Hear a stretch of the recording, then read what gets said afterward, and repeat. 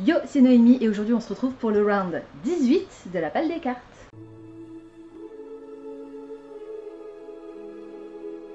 Comme d'habitude, avant de passer à ma palle des cartes du mois d'août, on va faire un petit retour sur la palle des cartes du mois de juillet. Je devais lire N'habite plus à l'adresse indiquée de Nicolas Delasalle parce que c'était une carte Take a Chance que j'avais piochée. Je l'ai lu. Je devais lire Babel de ABK pour un livre avec un titre en un seul mot. Je l'ai lu. Je devais lire L'Aube Obscure, le tome 3 de Nevernight de Jay Christophe pour un livre qui faisait partie d'une série finie. Je l'ai lu. Je devais lire Saison d'Os, le tome 1 de The Bone Season de Samantha Shannon parce que c'était aussi une carte Take a Chance et la lecture commune pour ce titre commence aujourd'hui. Donc je vais le commencer là, quand j'aurai fini de filmer et monter cette vidéo. Je devais lire aussi L'Enfant, la taupe, le renard et le cheval de Charlie Mackay pour un livre avec au moins 3 fois la lettre E dans le titre. Je l'ai lu. Les Contes du Miroir pour un titre avec du foil, oui c'est bien ça, illustré par Mina M. Je l'ai lu. Les Pérégrinations fantastiques de Sir Pebbleton de Axel Deschamps, je crois que c'est ça son prénom, pour le livre Le moins bien noté, c'était ça, le moins bien noté de ma palle, je l'ai lu, et le tome 4 d'Aliénor de la légende noire d'Arnaud Delalande et Simona Mogavino pour une lecture graphique, et je l'ai lu aussi. Je suis même présentement en train de lire Spin the Down, le premier tome de la duologie The Blood of Stars de Elisabeth Lim, qui était ma lecture bonus en VO. J'ai atteint les 30% à peu près hier soir, donc je vais coupler la lecture de ce titre avec la lecture commune de The Bone Season à partir d'aujourd'hui. J'ai donc réussi ma palle des cartes. Waouh! Et c'était pas gagné parce qu'il y en avait un paquet. Pas de châtiment, même si je ne pratique plus les châtiments, ce qui est une bonne chose. Mais ça fait plaisir de repartir sur un bon rythme de lecture parce qu'au mois de juin, c'était assez catastrophique. Donc je suis contente qu'au mois de juillet, ça se soit bien passé. Voilà, j'ai hâte de lire déjà les deux qui me restent là. The Blood of Stars, il est vraiment génial, j'aime beaucoup. Donc j'ai hâte d'avancer un peu plus dans l'histoire et de découvrir The Bone Season, même si c'était pas du tout prévu que je le lise maintenant. Mais c'est pas grave, tant pis. Voilà, c'est aussi le jeu, la balle des cartes qui nous joue des tours. Et sans plus attendre, voyons voir ce qu'elle a en stock pour nous pour le mois d'août. La dernière fois, on était tombé sur la case Welcome to Hell en dernier. Du coup, on va repartir de cette case et on est parti tout de suite avec le premier rôle. 6, 1, 2, 3, 4, 5, 6. Un livre du PLIB. Je suis tombée sur la case PLIB, c'est-à-dire que je dois lire un livre qui à un moment donné fait partie d'une des sélections du PLIB, que ce soit pour la première liste ou bien les présélectionnés ou bien les sélectionnés ou les finalistes, peu importe. J'ai un petit peu triché parce que j'ai sorti le tome 3 d'un roman qui était finaliste du PLIB 2000, je crois que c'est 18, j'ai un doute maintenant. Je sais plus depuis combien, je crois que ça fait 4 ans, donc 22, 21, 20, 19, donc ça devait être 18. Donc finaliste du PLIB 2018, il a même remporté le PLIB 2018, c'est Ariel Holz avec les Sœurs Carmine. C'est le tome 1 qui avait remporté la finale, mais il me reste le tome 3 à lire, qui est dans ma palle depuis les Imaginales du mois de mai, cette année. Il est dédicacé, et j'ai très très hâte de terminer cette série. Dans cette histoire, on va faire la rencontre de 3 sœurs qui vivent à Grisaille, qui est une ville très... un genre... dans l'Angleterre victorienne, mais le côté très pauvre de l'Angleterre victorienne. Et c'est un genre, hein, ça se passe pas vraiment en Angleterre, ça se passe, comme je vous l'ai dit, à Grisaille.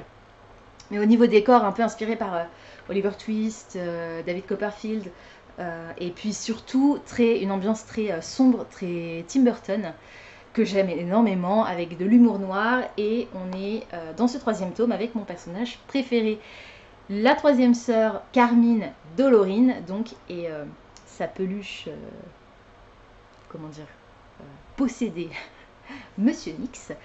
Voilà, j'ai super hâte de terminer cette trilogie et j'espère que Ariel nous a prévu un petit bonus. Voilà, je sens venir quelque chose. Je ne sais pas. Voilà, je n'ai pas vraiment d'infos. Je n'ai pas d'infos officielles, hein, pas du tout. Mais je me dis, il y a moyen de faire encore quelques trucs dans l'univers des Sœurs Carmine. Donc pourquoi pas. En tout cas, ouais, je suis ravie de le sortir et ça va me permettre de terminer une autre série, ce qui fait partie de mes challenges sur l'année, donc c'est plutôt cool. Rôle numéro 2. 6. 1, 2, 3, 4, 5, 6. Un livre qui fait partie d'une série en cours. Ensuite, je suis tombée sur la case série en cours, c'est-à-dire que je dois lire un livre qui fait partie d'une série qui est en cours, qui n'est pas encore terminée en termes de publication. Le titre que j'ai choisi va peut-être vous étonner parce qu'il y en a plusieurs hein, dans ma palle qui sont des derniers tomes, non pas des derniers tomes, mais qui sont des séries en cours et que je pourrais éventuellement sortir. Il y a une raison particulière pour laquelle j'ai sorti ce livre-là plutôt qu'un autre, je vous en reparlerai à la fin de cette vidéo. Et ça va être un running gag, un peu comme The Prison Healer, que je ne vais pas sortir cette fois-ci. Spoiler alerte. Par contre, celui-là, vous l'avez aussi déjà vu dans plein de palles différentes. C'est Kingdom of the Wicked de Kerry Maniscalco, le tome 1. Il y a une raison, je vous l'ai dit, pour laquelle je sors celui-ci plutôt qu'un autre. Je vous la dévoilerai un peu plus tard. Et c'est le tome 1 d'une trilogie qui n'est pas encore terminée puisque le tome 3 sortira en septembre. Donc on est limite, mais c'est pas encore terminé. Il est déjà écrit, l'histoire est finie, mais nous n'avons pas encore eu le plaisir de découvrir le troisième tome. Donc j'ai le tome 1 et le tome 2 dans ma palle, j'ai précommandé le tome 3, c'est l'édition Fairroot qui est magnifique.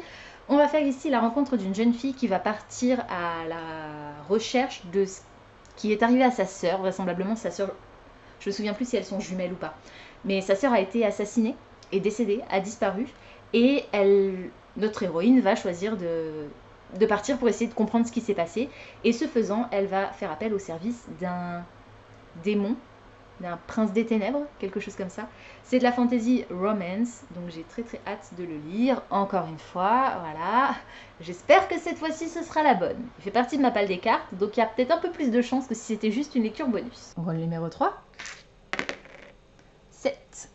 1, 2, 3, 4, 5, 6, 7. Une nouveauté, c'est-à-dire un livre qui est sorti il y a moins de 6 mois. Ensuite, je suis tombée sur la case nouveauté, c'est-à-dire que je dois lire un titre qui est sorti il y a moins de 6 mois dans la version dans laquelle je le possède, on va dire, pour que ce soit le plus simple. Là, pareil, j'avais des possibilités un peu plus courtes que celle-ci, mais celui-là, j'ai très envie de le lire et ça fait un moment que j'ai pas lu de livre de cette maison d'édition. Il est arrivé dans ma palle, je crois que c'est le dernier qui a rejoint ma palle. En fait, il a dû arriver tout début juillet, je pense.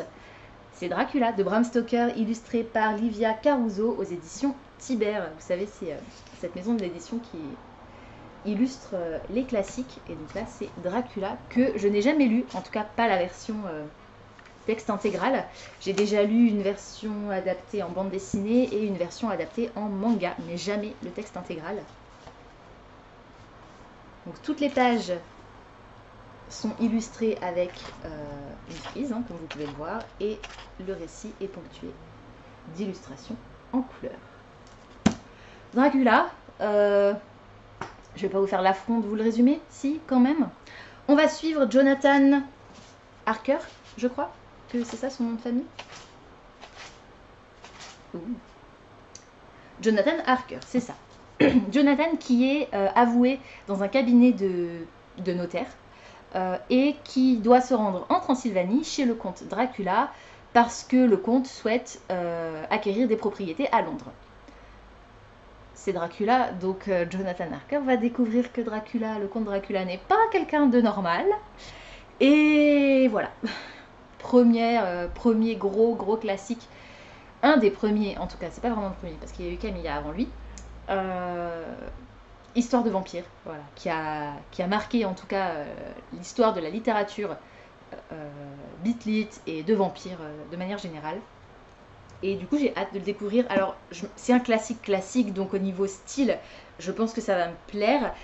Ça risque d'être un peu long, je pense principalement au début. En tout cas les deux versions que j'ai lues jusqu'à présent, même si elles étaient adaptées, la mise en place du récit est assez longue. Donc là, comme c'est la version intégrale, je pense que ça va l'être aussi, voire même plus. Mais j'ai quand même très hâte, très envie de le découvrir. Et c'est effectivement le texte intégral, c'est marqué là. Rôle numéro 4. 5. 1, 2, 3, 4, 5. Le titre le mieux noté de ma pile à lire. on va regarder tout de suite ensemble ce que c'est.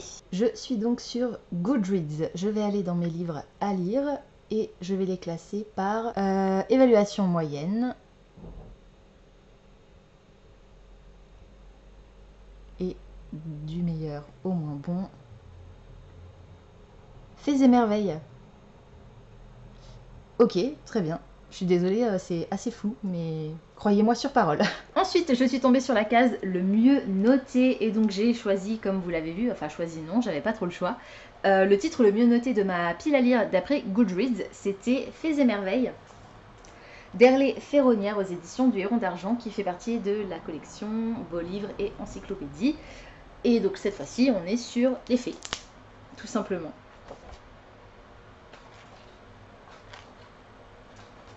Les différents types de fées, les traditions, quelques légendes probablement, et de magnifiques illustrations.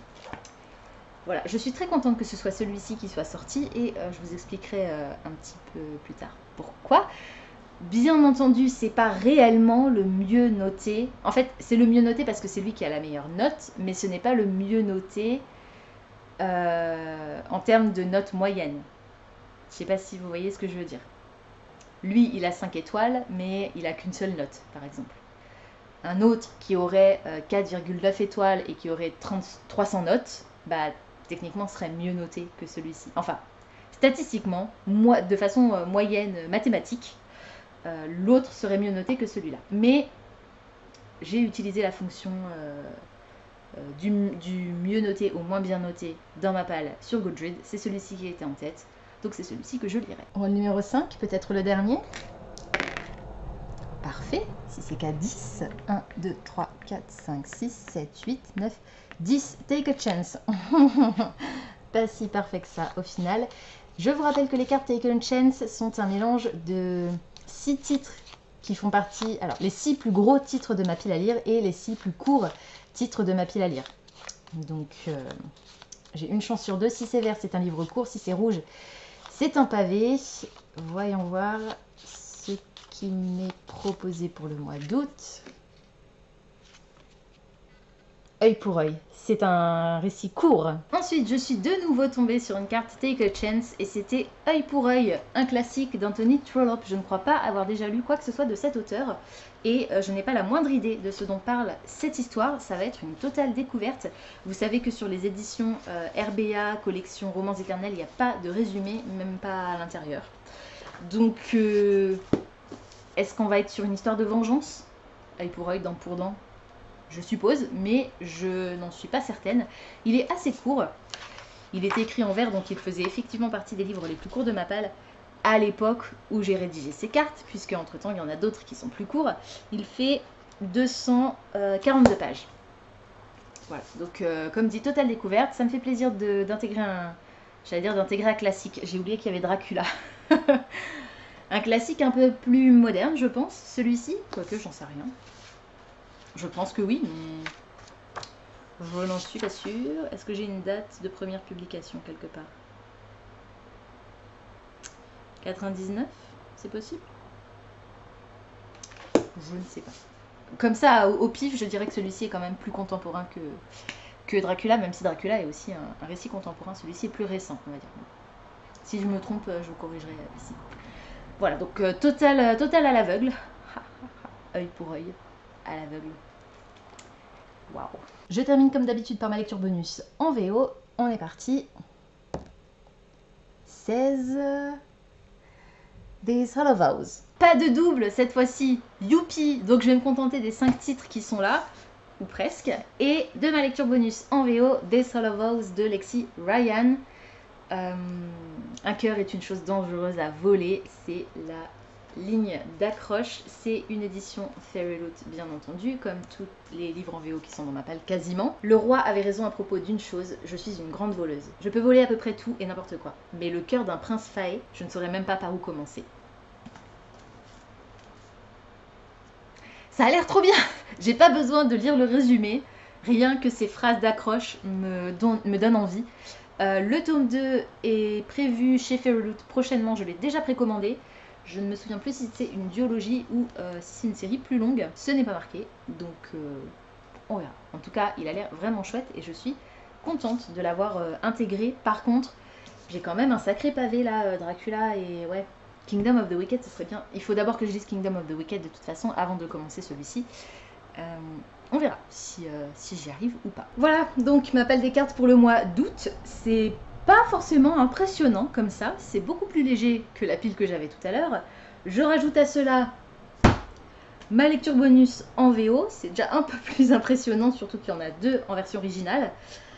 Écoutez, on verra. Ça me parle pas mal. Cependant, alors, c'est l'objectif, comme tous les mois, hein, c'est de lire ces 5-là. Vraiment, la pile des cartes, c'est la priorité. Mais je vais quand même essayer de lire la lecture en VO et il y a plusieurs readathons au mois d'août. Je vous en parle tout de suite. Alors, au mois d'août, il y a 3 readathons, 3 marathons de lecture auxquels j'aimerais participer. Cependant, sur les 3 marathons, il y en a 2 qui n'ont pas de prompts, ils n'ont pas de critères de sélection des livres. Ça va énormément me faciliter la vie parce que pour le premier, qui est le The Final Book Support Group, le marathon de lecture de Steph, que je vous mettrai dans la barre d'infos, qui aura lieu le samedi 6, enfin du samedi 6 minuit au dimanche 7 minuit, 48 heures. Il faut lire simplement le dernier tome dans une série ou continuer une série. Jusque-là, ça va. Du coup, je vais essayer de caser ma lecture des Sœurs Carmine sur ce week-end-là. Je pense qu'il y a moyen que je le lise en 2 jours, mais si j'y arrive pas, c'est pas grave. Sachant que, ouais, il y a quand même grave moyen parce que le 6, j'ai un long trajet en voiture. J'ai 6 heures de voiture. Donc, il y a moyen que je réussisse à bien le dégommer. On verra. Donc celui-ci, c'est un tome 3. Donc, j'essaierai de le lire pendant le week-end du Final Book Support Group. Et pour ce readathon, c'est tout. C'est tout parce que c'est le seul qui est soit une suite, soit une fin de série. Donc, voilà, j'aimerais participer au marathon, mais c'est pas, voilà, il n'y a pas de points à remporter. J'ai pas l'intention de lire 15 milliards de choses. Si je peux lire juste celui-là, à ce moment-là, juste histoire de dire que je colle quand même à la thématique du dernier livre d'une série, c'est cool. Sinon, bah tant pis, c'est pas grave. Je participerai pas à cette session-ci. Mais ça me ferait plaisir. Donc, je vais essayer de caler celui-là. Et le deuxième readathon pour lequel il n'y a pas de prompt, c'est le Polarthon de Jade. Je vous mettrai pareil le lien vers sa vidéo d'annoncement en barre d'infos. Et c'est le Fishing Tourney. C'est-à-dire que Jade organise un marathon de lecture autour de la Polar Fantasy polaire en février. Et en été, elle organise une version... alors, raccourci ou pas, parce que cette fois-ci, ce sera sur tout le mois d'août, du 1er août au 31 août. Et là, il n'y a pas de critères de sélection. Par contre, elle a créé une cagnotte dont les bénéfices seront reversés à l'association Polar Bear International, qui lutte pour la sauvegarde des ours polaires, entre autres. Je vous mettrai le lien de toute façon de sa vidéo, et sur sa vidéo, vous avez les liens de tout. Voilà, donc il n'y a pas de critères de sélection. Le principe...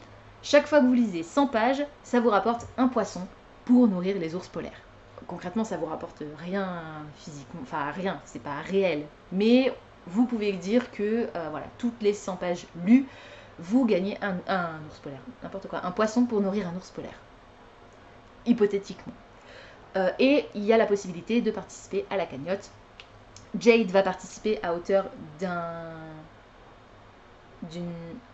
1 pound, je ne sais pas à quoi ça correspond en termes de monnaie européenne, d'euros je veux dire, on va dire 1 euro, je sais pas ça, je suppose que c'est à peu près la même chose. Toutes les 100 pages qu'elle aura lues, elle mettra 1 euro dans la cagnotte. Mais c'est pas une obligation du tout, juste le principe c'est de lire. Vous n'êtes même pas obligé de lire de la fantasy polaire, et ça c'est plutôt cool parce que moi je crois que j'en ai pas du tout, peut-être une. Mais c'est pas sûr. Après, dans ma palle, j'en ai plein, mais j'avais pas envie de ressortir des livres en plus. J'ai suffisamment galéré au mois de juin. Voilà, donc avec toute la palle des cartes que je vous ai montré là, à chaque fois que je lirai 100 pages, je récolterai un poisson. Mais comme dit, là, il n'y a pas de compétition, c'est pas par équipe, il n'y a pas de critères de sélection, sauf que Jade a créé quand même, au cas où, un bingo board, pour ceux qui aiment bien les critères et les prompts. J'ai regardé le bingo board. En gros, il y a un livre avec un ours polaire, un livre qui se passe dans la neige, un livre qui se passe dans un endroit froid, tout en rapport avec de la fantasy polaire, polar fantasy. Et comme dit, pour moi, c'est un peu compliqué de rajouter des titres en plus. Donc, je vais me contenter de lire ce qui est déjà prévu, c'est-à-dire ma palle des cartes.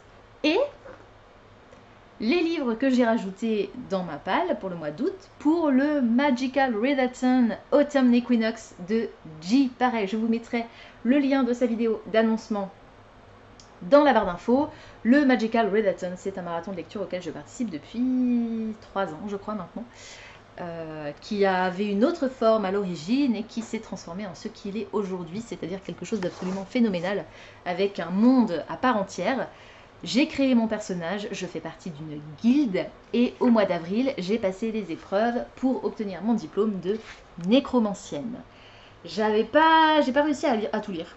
Tant pis, c'est pas grave, c'est qu'un jeu après tout. Faisons comme si j'avais quand même réussi. Hein. On s'en fiche. Il me manquait 2 titres à lire. Un de 2 titres, c'était The Prison Killer. C'était couru d'avance que je réussirais pas à lire ce titre. Bref, cette fois-ci, c'est le 2e semestre, donc l'équinoxe d'automne. Et pour obtenir mon diplôme de nécromancienne, je dois passer des épreuves un peu plus ardues. À l'époque où le Magical Readathon était inspiré par l'univers d'Harry Potter, on avait les buses en avril et les aspics en automne. Cette fois-ci, c'est le même principe, sauf que les termes sont différents. Donc on a certaines matières à étudier et une certaine note à obtenir dans ces matières. Pour obtenir mon diplôme de nécromancienne en août, je devrais obtenir la note minimale en études des animaux. La note minimale, c'est un O pour ordinaire. Et pour obtenir cette note, je dois lire un livre avec un familier ou un animal, un compagnon animal. Et j'ai sorti du coup de ma palle April et le dernier ours de Anna Gold et illustré par Levi Pinfold. C'est de la jeunesse. Dans cette histoire, on va faire la rencontre d'April qui va partir sur une île, vivre sur une île du cercle polaire avec son père après le décès de sa maman.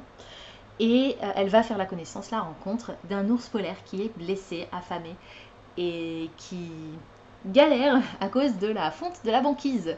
Voilà, donc ça colle plutôt bien à la thématique du Polarthon de Jade. Et il est dans ma pile à lire depuis assez récemment, c'est écrit très gros, c'est vraiment jeunesse. Mais ça a l'air intéressant et assez poignant, donc j'ai hâte de le découvrir. Pour mon cours de sorts et incantations, je dois obtenir la note moyenne Q pour qualifier. Mais pour obtenir cette note, je dois d'abord passer l'épreuve qui me permettra d'obtenir la note O, la note minimale, pour ordinaire. Pour obtenir ma note ordinaire en sort et incantation, je dois réussir le sort Recolor, donc recolorer.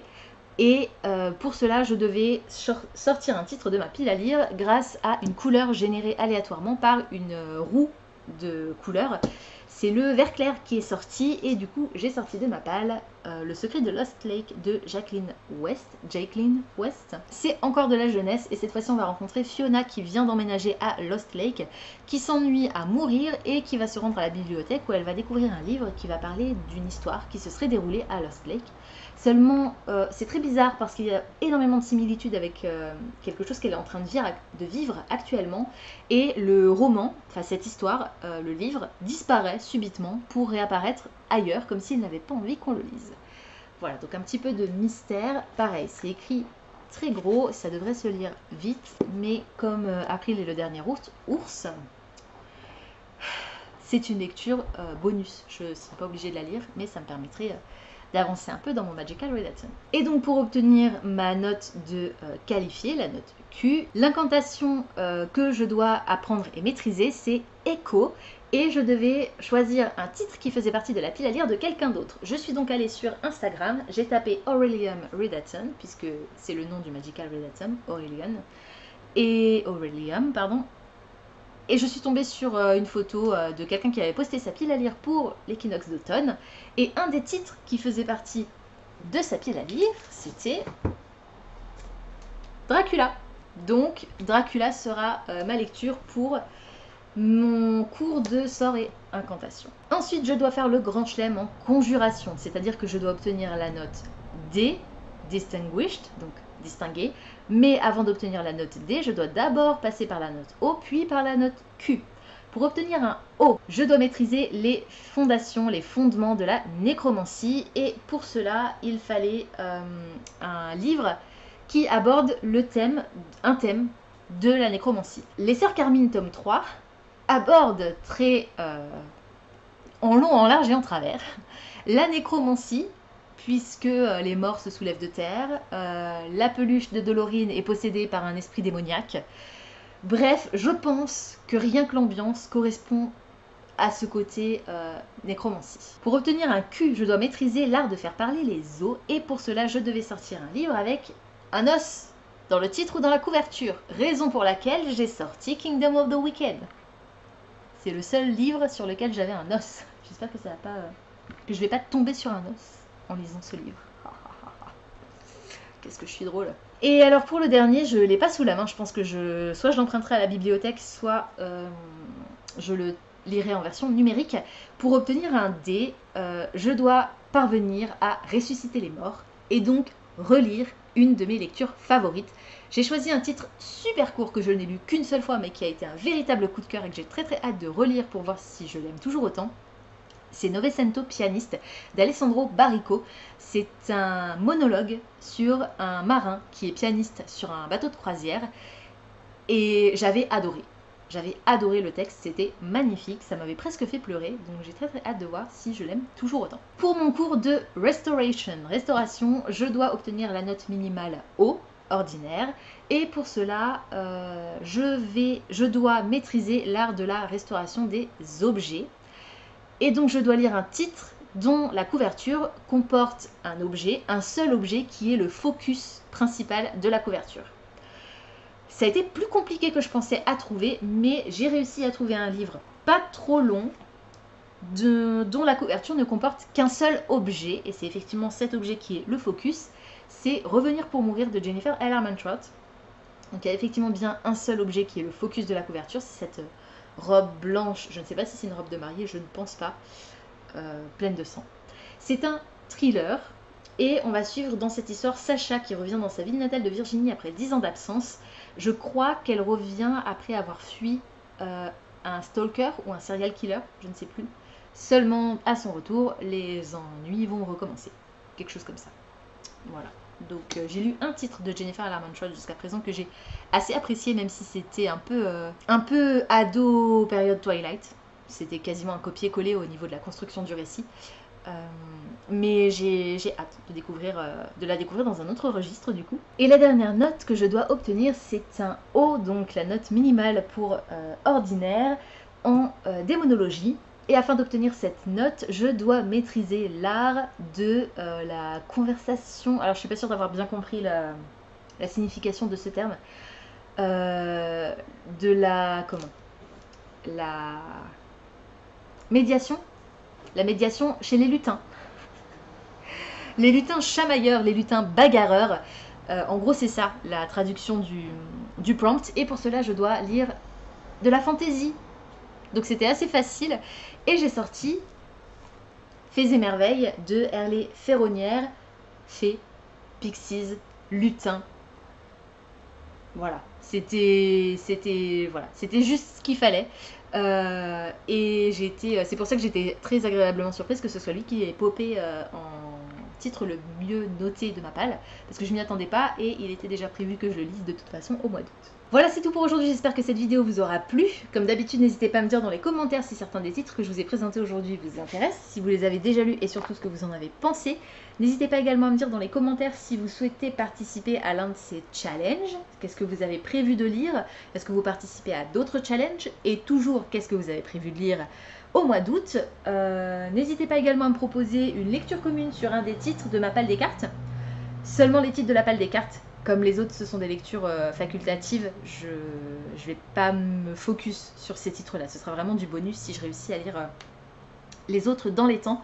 Mais si vous avez envie qu'on lise, je sais pas, Dracula ensemble par exemple, ou Kingdom of the Wicked, pas le tome 3 des Sœurs Carmine, parce que comme j'ai dit, je vais essayer de le lire sur un week-end, ça peut être peut-être un peu court. Kingdom of the Wicked et Dracula. Si vous avez envie de faire une lecture commune sur un de ces deux titres, N'hésitez pas à me le dire dans les commentaires et je créerai le salon adéquat sur le Discord.